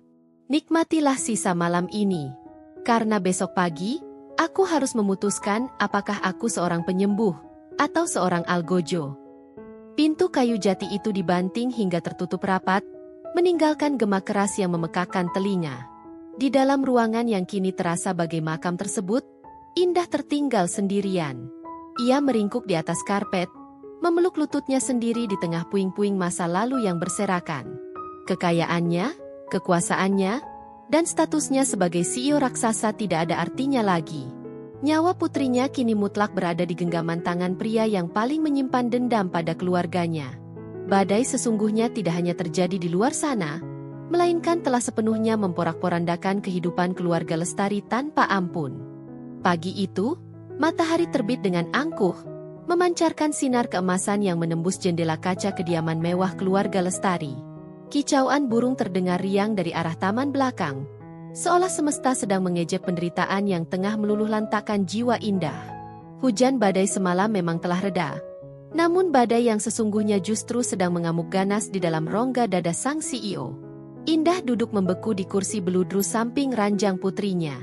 Kantung matanya menghitam pekat, pertanda tak sedetik pun ia memejamkan mata sejak pertengkarannya dengan Asep di ruang kerja mendiang suaminya. Pakaiannya masih sama, kusut dan berantakan. Ia terus menggenggam sebelah tangan Karlina yang masih terlelap. Seakan takut jika pegangan itu dilepaskan, malaikat maut bermata dendam akan datang merenggut nyawa putrinya. "Ma?" Sebuah suara serak menyadarkan Indah dari lamunan kelamnya. Karlina mengerja pelan, menyesuaikan matanya dengan cahaya pagi.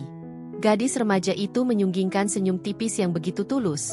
Senyum yang sayangnya justru menyayat hati Indah bak sembilu tajam. "Mama kok belum ganti baju?" Matanya juga merah banget. "Mama nangis semalaman ya?" tanya Karlina dengan raut wajah khawatir. Tangannya yang bebas bergerak mengusap pipi ibunya yang terasa sedingin es. Indah memaksakan sebuah senyuman. Ia menelan bongkahan pahit di tenggorokannya susah payah. Mama cuma sibuk mengurus pekerjaan. Sayang, banyak berkas yang harus diselesaikan semalam. Jangan terlalu capek. Ma, aku kan sudah mulai sembuh. Pak Asep bilang, kalau progresnya bagus, bulan depan aku sudah bisa belajar jalan pakai tongkat biasa. Celoteh Karlina riang, matanya berbinar penuh harapan. Ngomong-ngomong, Pak Asep kemana? Biasanya jam segini dia sudah menyiapkan minyak herbalnya. Menyebut nama pria itu membuat jantung Indah serasa diremas kuat-kuat. Lidahnya keluh. Bagaimana mungkin ia menjelaskan kepada putri kecilnya yang tak berdosa ini, bahwa pria yang dianggapnya sebagai malaikat penyelamat itu sebenarnya adalah algojo yang memegang kendali atas hidup dan matinya? Bagaimana ia bisa mengatakan bahwa kelumpuhan ini bukanlah takdir Tuhan, melainkan dosa warisan dari ayah kandungnya sendiri? Belum sempat Indah merangkai kebohongan baru, derit engsel pintu terdengar memecah keheningan. Sosok Asep muncul dari balik pintu ganda kamarnya. Pria itu tampak berantakan. Rambut ikalnya acak-acakan, kemeja flanelnya tampak kusut masai, dan matanya merah menyala. Sama seperti Indah, Asep jelas tidak tidur semalaman. Di tangan kanannya, ia menenteng tas kain kusam yang selalu berisi peralatan medis kunonya. Indah refleks berdiri, menempatkan tubuhnya di antara ranjang Karlina dan Asep.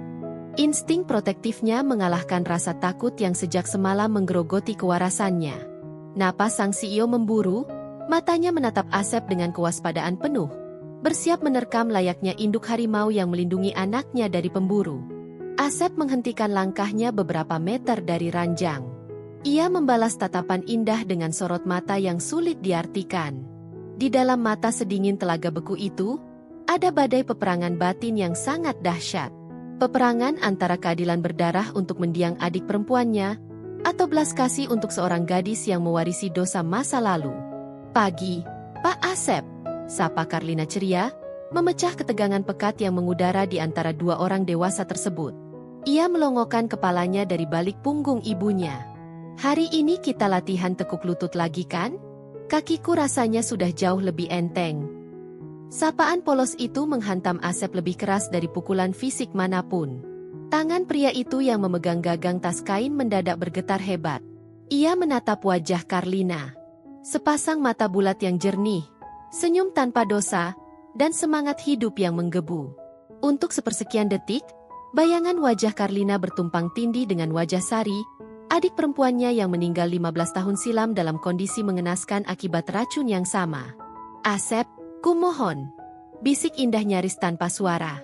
Bibirnya bergetar, kedua telapak tangannya bertaut di depan dada dalam gestur memohon yang paling merendahkan diri.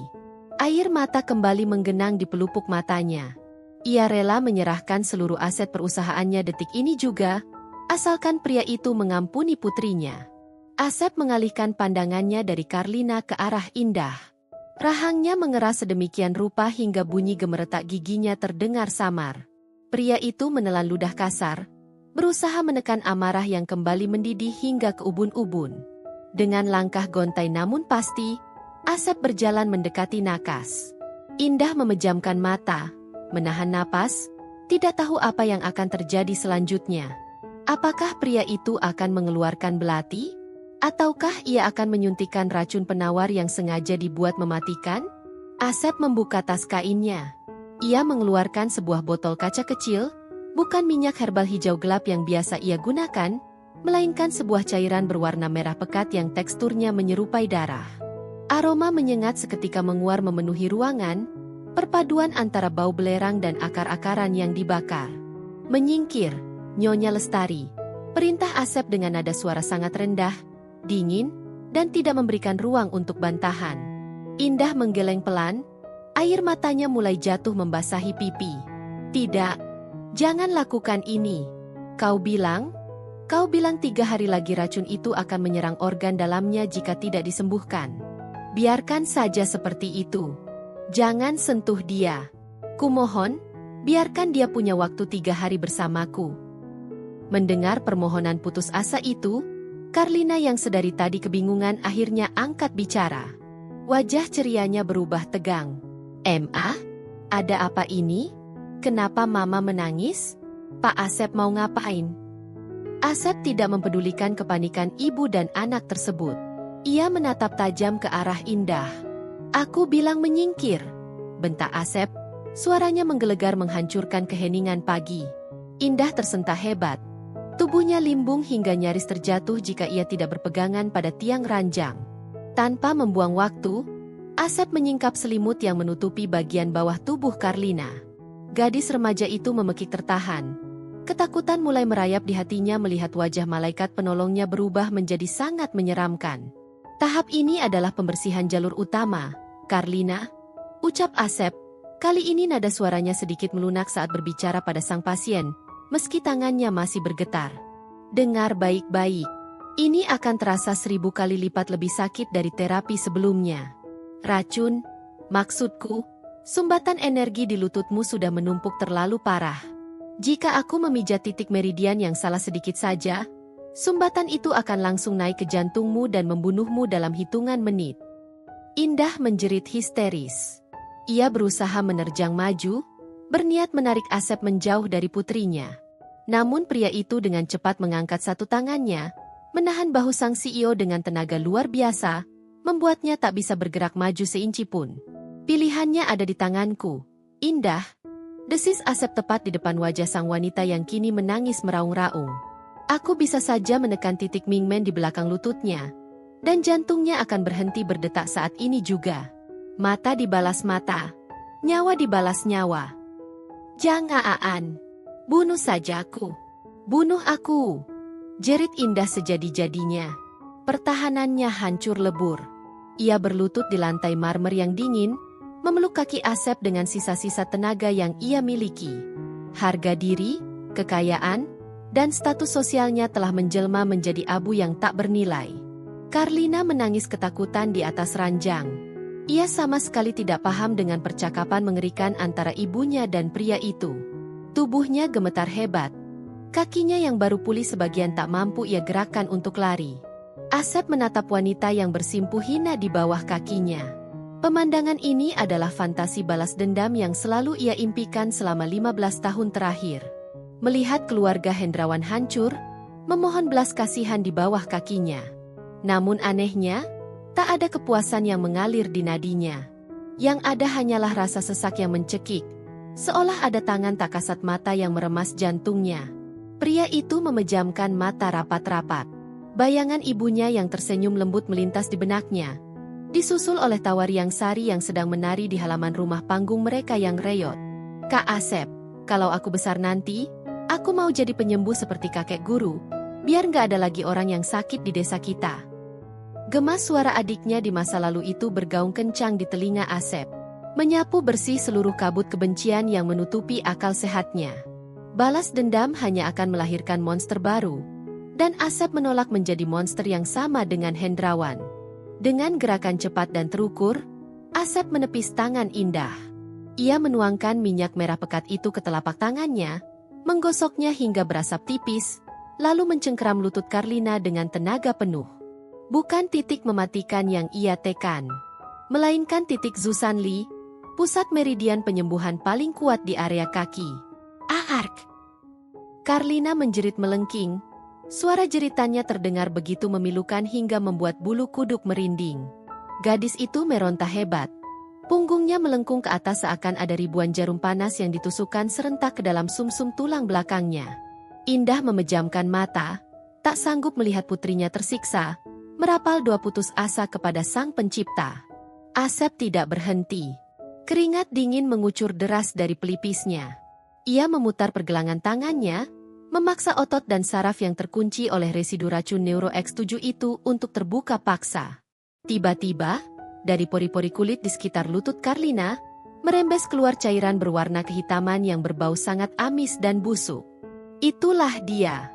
Sisa racun mematikan yang selama ini mendekam dan membekukan saraf motorik gadis itu. Semburan terakhir dari tekanan Asep membuat Karlina memekik tertahan sebelum akhirnya tubuh gadis itu melemas. Jatuh pingsan di atas bantal akibat kelelahan menahan rasa sakit yang di luar batas toleransi manusia. Ruangan itu mendadak hening. Hanya terdengar suara napas Asep yang memburu dan isak tangis Indah yang merintih di lantai. Asep menarik tangannya yang kini berlumuran cairan hitam berbau busuk tersebut. Tubuh kekarnya mendadak kehilangan tenaga. Ia mundur beberapa langkah, lalu menjatuhkan dirinya di atas kursi sofa dengan embusan napas panjang yang menggetarkan bahunya. Pria itu menyandarkan kepalanya, menatap langit-langit kamar dengan pandangan kosong. Setitik air mata pertama yang jatuh sejak kematian keluarganya, menetes turun menyusuri rahangnya yang tegas. Indah perlahan membuka mata. Ia merangkak mendekati ranjang, menatap putrinya dengan sisa napas yang tercekat. Dada Karlina naik turun dengan teratur. Wajahnya yang tadi pucat pasi menahan sakit, kini perlahan menunjukkan rona kemerahan yang jauh lebih sehat dari sebelumnya. Cairan hitam berbau busuk itu berhenti merembes, menyisakan kulit yang kini terasa hangat saat disentuh. Sang ibu menoleh ke belakang, menatap sosok suaminya yang terduduk lemas di sofa. Tatapan kebencian di mata Asep telah menguap tanpa sisa, digantikan oleh kelelahan jiwa yang teramat sangat. Pria itu telah mengambil keputusannya. Di tengah badai dendam yang bergemuruh, ia memilih untuk menjadi seorang penyembuh, memaafkan masa lalu demi menyelamatkan masa depan yang tidak bersalah. Semburat jingga mulai melukis cakrawala di ufuk barat, menembus tirai tipis ruang perawatan VIP yang kini terasa begitu damai. Udara di dalam kamar tersebut telah berganti, terbebas sepenuhnya dari aroma anyir nan busuk yang sempat mencekik pernapasan beberapa jam silam. Sisa-sisa badai emosi perlahan mengendap, meninggalkan sisa kelelahan yang teramat sangat pada dua insan dewasa di ruangan itu. Di atas ranjang, Karlina tertidur amat pulas. Napas gadis remaja tersebut teratur dan tenang. Rona pucat yang selama setengah tahun terakhir seolah menjadi topeng kematian di wajahnya, kini telah sirna sepenuhnya. Berganti dengan rona kemerahan alami yang memancarkan pendar kehidupan. Sisa racun mematikan yang membekukan saraf motoriknya telah tuntas dikeluarkan. Indah Lestari duduk di tepi ranjang, membelai rambut putrinya dengan sentuhan seringan kapas. Sang CEO raksasa properti itu tidak lagi mempedulikan penampilannya yang berantakan. Riasan wajahnya luntur oleh air mata, blazernya kusut masai, namun tak pernah sekalipun dalam hidupnya ia merasa selega ini. Beban tak kasat mata yang menghimpit dadanya seakan terangkat utuh terbang ke udara. Pandangan Indah kemudian beralih ke arah sofa sudut. Di sana, Asep duduk bersandar dengan mata terpejam. Kemeja flanelnya tampak lepek oleh keringat, wajah tegasnya menyeratkan keletihan fisik dan mental yang luar biasa. Pria itu baru saja menaklukkan dua monster terganas dalam satu waktu. Racun biologis mematikan di tubuh Karlina, dan iblis dendam di dalam relung hatinya sendiri. Perlahan, Indah bangkit berdiri. Kakinya melangkah tanpa suara menghampiri nakas kayu di sudut ruangan. Ia menuangkan air hangat ke dalam gelas kaca, lalu berjalan mendekati Asep. Sang wanita baja yang biasa ditakuti oleh para konglomerat itu kini menundukkan kepalanya dalam-dalam, menyingkirkan sisa-sisa ego ke dasar jurang terdalam. "Minumlah," tawar Indah lembut, memecah keheningan senja. Suaranya serak namun terdengar sangat tulus. Asep membuka kelopak matanya perlahan. Ia menerima segelas air tersebut dan menegaknya hingga tandas. Rasa dahaga yang mengeringkan kerongkongannya sedikit terobati. Pria itu meletakkan gelas kosong ke atas meja bundar di sampingnya, lalu menatap lurus ke arah wanita di hadapannya. Tidak ada lagi kilatan kebencian dalam manik mata sedingin telaga tersebut. Semuanya telah berubah menjadi ketenangan yang hakiki. Aku tidak akan meminta maaf atas nama mendiang suamiku. Asep, ucap Indah memecah kebisuan. Bibirnya sedikit bergetar, merangkai setiap kata dengan kehati-hatian tingkat tinggi. Karena apa yang Hendrawan lakukan pada keluargamu, pada warga desamu, adalah dosa besar yang tak terampuni. Kekejaman itu tidak bisa dihapus hanya dengan untaian kata maaf dari seorang janda bodoh sepertiku. Indah menarik napas panjang, membiarkan air mata kembali menggenang di pelupuk matanya. Namun, sebagai seorang ibu yang nyawa darah dagingnya baru saja kau selamatkan, aku berutang nyawa padamu. Kau memiliki seluruh hak untuk menghancurkan kami hari ini, membalaskan dendam adikmu. Tapi kau memilih menghentikan siklus iblis itu. Mulai detik ini, seluruh aset pribadiku, perusahaanku, bahkan nyawaku sekalipun, adalah milikmu. Kau bisa mengambil semuanya. Mendengar penuturan panjang lebar bernada keputusasaan tersebut, Asep justru menghela napas pendek. Ia menyandarkan punggungnya kembali ke bantalan sofa, menatap langit-langit kamar yang berpendar kekuningan terpapar sinar mentari sore. Menyimpan dendam itu ibarat meminum racun setiap hari, Nyonya Lestari, dan berharap orang lain yang mati. Tutur Asep tenang, filosofi kuno itu meluncur begitu saja dari bibirnya. Selama 15 tahun, aku membiarkan racun kebencian itu menggerogoti kewarasanku. Aku belajar ilmu penyembuhan tingkat tinggi bukan untuk menyelamatkan manusia, melainkan untuk mencari celah membunuh keluarga Hendrawan tanpa jejak. Asep menundukkan pandangannya, menatap telapak tangannya sendiri yang kapalan dan kasar. Tangan yang sama yang baru saja menarik Karlina dari ambang kelumpuhan permanen.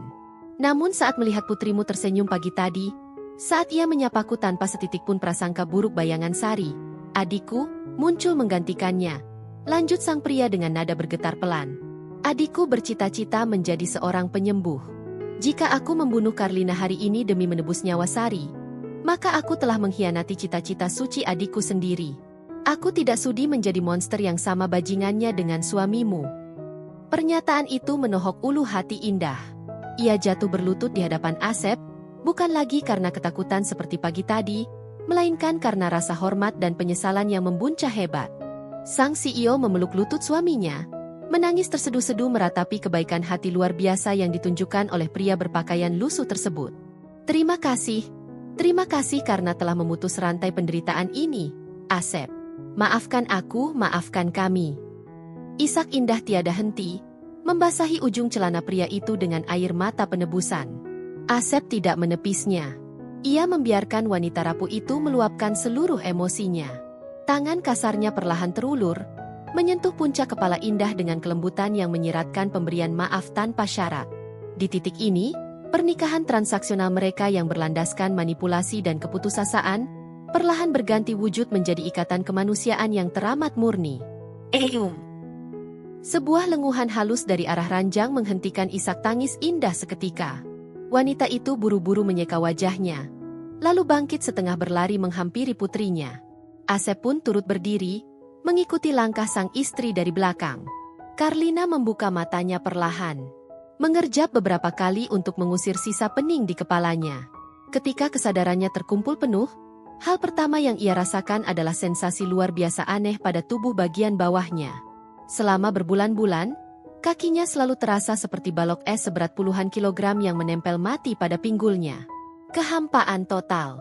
Namun senja ini, rasa kebas itu musnah tanpa jejak, digantikan oleh aliran hangat yang berdenyut seirama dengan detak jantungnya. Kakiku.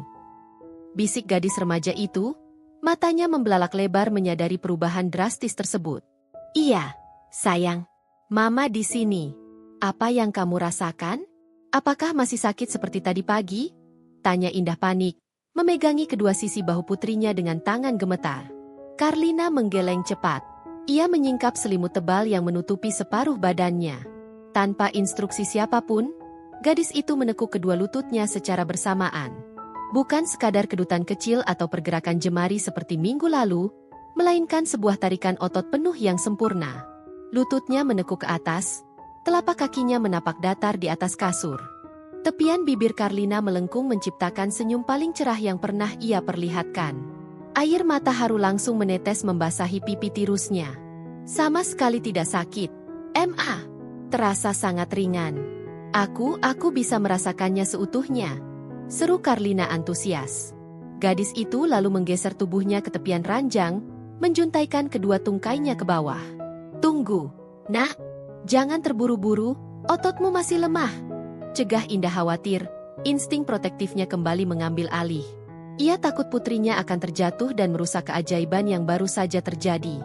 Namun, sebuah tangan kokoh menahan bahu sang CEO. Asep melangkah maju, berdiri di sisi kanan Karlina. Pria itu menyunggingkan senyum tipis, menganggukkan kepalanya memberikan isyarat persetujuan. Biarkan dia mencoba, Indah, ucap Asep lembut, penuh keyakinan. Sumbatannya sudah bersih total. Sekarang tinggal masalah keberanian mentalnya saja. Mendapat dukungan dari sang malaikat penyelamat, semangat Karlina kian membara.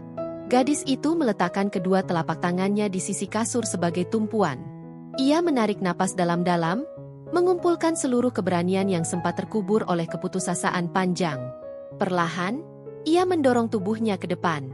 Ujung jari kakinya menyentuh lantai marmer yang dingin. Sensasi dingin itu mengantarkan gelombang listrik kejut ke otaknya, mengonfirmasi bahwa jalur sensoriknya telah bekerja 100%. Dengan bantuan Asep yang memegangi lengan kanannya, dan Indah yang memeluk pinggang kirinya, Karlina mulai menjejakkan tumitnya. Otot betis dan pahanya yang sempat menyusut tampak bergetar hebat menahan beban tubuhnya sendiri. Gigi gadis itu terkatup rapat, peluh sebesar biji jagung bermunculan di dahinya akibat konsentrasi tingkat tinggi. 1 detik, 2 detik, 5 detik berlalu. Tubuh Karlina terangkat sepenuhnya dari pinggiran kasur. Sendi lututnya mengunci tegak. Punggungnya melurus sempurna. Ia berdiri di atas kedua kakinya sendiri, tanpa tongkat, tanpa kursi roda, tanpa alat bantu medis apapun. Ya Tuhan, aku berdiri. Aku bisa berdiri. Jerit Karlina bercampur isak tangis histeris. Ia menoleh ke arah ibunya, lalu beralih menatap Asep secara bergantian. Kebahagiaan meledak tak terbendung di dalam ruangan tersebut, menyapu bersih seluruh penderitaan masa lalu layaknya ombak yang menyapu istana pasir. Indah memeluk putrinya erat-erat, ikut menangis sejadi-jadinya meluapkan rasa syukur yang tak terhingga. Mukjizat itu benar-benar turun menyapa keluarganya. Di balik tirai keputusasaan, di ujung batas logika medis, dan di tengah pusaran dendam masa lalu, kemaafan yang diberikan oleh seorang pria sederhana telah menjelma menjadi keajaiban paling nyata. Hari itu, bukan hanya kaki Karlina yang berhasil disembuhkan, melainkan juga jiwa-jiwa yang hancur berkeping-keping di dalam ruangan tersebut, yang kini mulai merajut kembali serpihan harapan untuk menatap masa depan. 6 bulan telah berlalu sejak badai emosi yang meluluhlantakkan ruang perawatan rumah sakit itu terjadi. Waktu seakan berlari menebus segala rasa sakit yang sempat menghentikan detak kehidupan di kediaman megah keluarga Lestari. Pagi ini, udara musim kemarau terasa begitu sejuk. Sinar matahari keemasan menyapu hamparan rumput hijau di taman belakang rumah, memantulkan cahaya dari permukaan kolam renang yang tenang tak beriak. Kicauan burung kenari dari dalam sangkar raksasa di sudut taman bersahutan dengan derai tawa yang sudah bertahun-tahun lamanya absen dari rumah ini. Pelan-pelan, sayang. Jangan langsung berlari, napasmu nanti habis. Seru Indah dari teras belakang. Wanita yang dulu dikenal sebagai CEO bertangan besi itu kini tampak jauh berbeda. Tidak ada lagi setelan blazer kaku atau riasan wajah yang mengintimidasi. Indah hanya mengenakan gaun musim panas berwarna krem yang sederhana. Rambut ikalnya dibiarkan tergerai menantang angin. Wajahnya memancarkan kedamaian yang tak bisa dibeli dengan miliaran rupiah. Di tengah taman, Karlina tidak mengindahkan peringatan ibunya. Gadis remaja itu tertawa lepas. Kakinya yang dibalut sepatu kets putih melangkah cepat, nyaris setengah berlari, mengejar seekor anak anjing Golden Retriever yang baru dibeli minggu lalu. Gerakannya begitu luwes, lincah, dan penuh tenaga. Tidak ada lagi sisa-sisa kelumpuhan, tidak ada lagi bayang-bayang kursi roda yang mengurungnya. Ia telah kembali menjadi remaja normal yang menatap dunia dengan mata berbinar. Di kursi rotan tepat di sebelah Indah, Asep duduk menyandarkan tubuhnya dengan santai. Kemeja flanel lusuhnya sudah dipensiunkan, berganti dengan kemeja katun rapi berlengan pendek yang membalut tubuh kekarnya dengan pas. Pria itu menyesap kopi hitamnya perlahan, tersenyum melihat tingkah Karlina yang begitu bersemangat merayakan kebebasannya. Otot tungkainya sudah pulih 100%. Biarkan saja dia berlari. Indah. Itu bagus untuk memompa kembali kapasitas paru-parunya yang sempat menurun. Ucap Asep tenang, meletakkan cangkir kopinya ke atas meja kaca. Indah menoleh, menatap pria yang duduk di sebelahnya dengan perasaan yang sulit diurai dengan kata-kata. Selama 6 bulan terakhir, Asep tidak hanya mengembalikan fungsi kaki Karlina, tetapi pria itu juga telah mengembalikan fungsi hati Indah yang sempat mati rasa. Sebagai bentuk penebusan dosa atas masa lalu mendiang suaminya, Indah telah melakukan perombakan besar-besaran di perusahaannya. Ia memecat jajaran direksi yang terbukti terlibat dalam praktik kotor masa lalu menggelontorkan dana triliunan rupiah untuk membangun Yayasan Sari. Yayasan itu dinamai sesuai nama mendiang adik Asep, berfokus pada pemulihan lingkungan di Desa Kandangwangi, membangun klinik kesehatan gratis bermutu tinggi, dan memberikan beasiswa pendidikan hingga perguruan tinggi bagi seluruh anak di desa tersebut. Semua itu tidak akan pernah bisa mengembalikan nyawa yang hilang. Namun setidaknya, Indah memastikan tragedi serupa tidak akan pernah terulang lagi di bawah kepemimpinannya. Malam harinya, setelah Karlina terlelap karena kelelahan bermain, rumah besar itu kembali diliputi keheningan yang nyaman. Indah melangkah masuk ke dalam ruang kerja mendiang suaminya. Ruangan yang dulunya menjadi saksi bisu terkuaknya rahasia kelam itu kini telah diubah total. Aroma apek tembakau diganti dengan wangi aromaterapi lavender. Brankas baja itu telah dikosongkan secara permanen. Asep sedang berdiri di depan rak buku, membaca sebuah jurnal medis modern saat Indah masuk membawa sebuah map coklat. Sang wanita melangkah mendekat, lalu meletakkan map tersebut ke atas meja kerja dengan tangan sedikit gemetar. Asep, ada yang ingin kubicarakan. Panggil Indah pelan. Pria itu menutup bukunya, berbalik menatap Indah dengan alis sedikit bertaut. Ada apa? Proyek drainase di apartemen sektor C bermasalah lagi. Indah menggeleng pelan. Ia menarik napas panjang, menatap tepat ke dalam manik mata suaminya. Ini tentang kita. Tentang kesepakatan kita di taman rumah sakit waktu itu. Indah membuka map tersebut, mengeluarkan 2 rangkap dokumen. Satu adalah salinan buku nikah dan perjanjian pranikah mereka, sementara yang lainnya adalah surat gugatan cerai yang sudah ia bubuhi tanda tangan, beserta akta hibah saham perusahaan bernilai fantastis atas nama Asep. Karlina sudah sepenuhnya sembuh, bahkan bisa berlari. Ucap Indah, Suaranya terdengar bergetar menahan gejolak di dadanya. Kau sudah menepati janjimu dengan sempurna, Asep. Dan aku? Aku sadar bahwa pernikahan ini sedari awal hanyalah sebuah transaksi gila yang lahir dari keputusasaanku. Ditambah lagi dengan fakta tentang dosa keluargaku padamu, aku merasa sangat tidak pantas menahanmu lebih lama lagi di sini. Indah menundukkan pandangannya, tak sanggup menatap wajah Asep.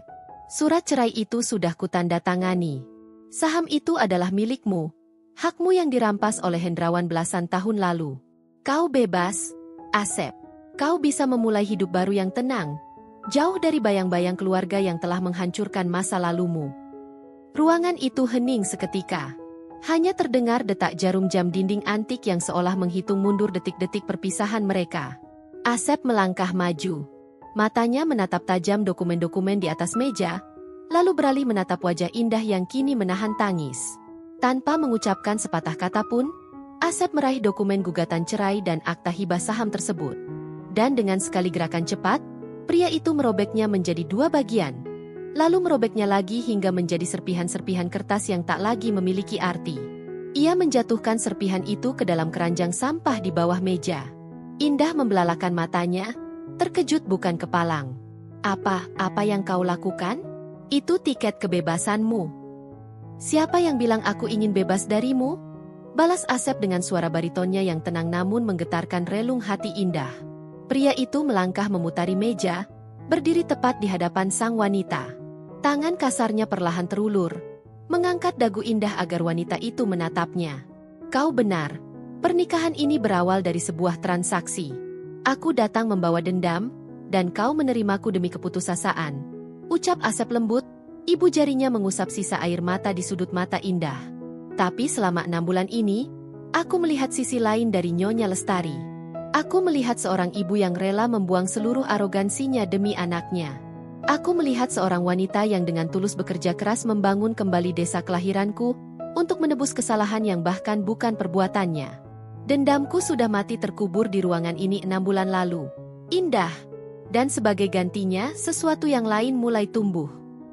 Jantung Indah berdegup kencang, nyaris melompat dari rongga dadanya. Ia tidak berani berharap.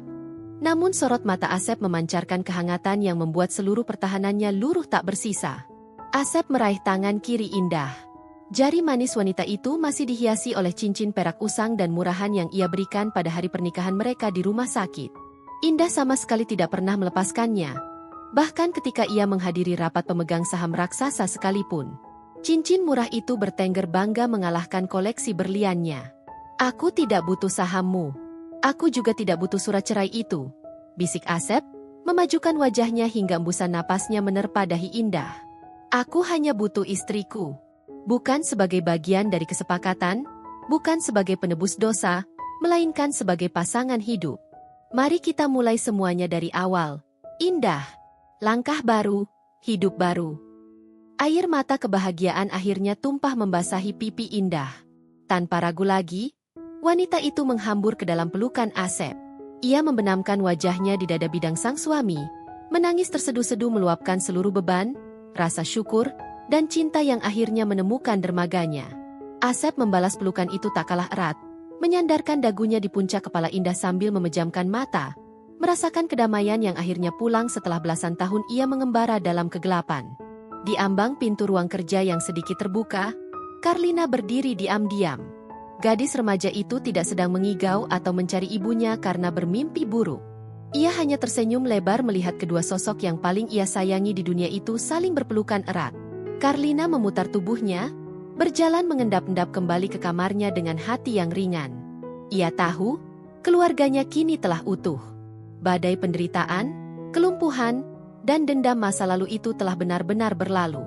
Meninggalkan tanah yang basah, tempat di mana benih-benih cinta, pemaafan, dan kebahagiaan sejati kini tumbuh bersemi dengan indah, mengakar kuat menantang hari-hari esok yang penuh dengan cahaya.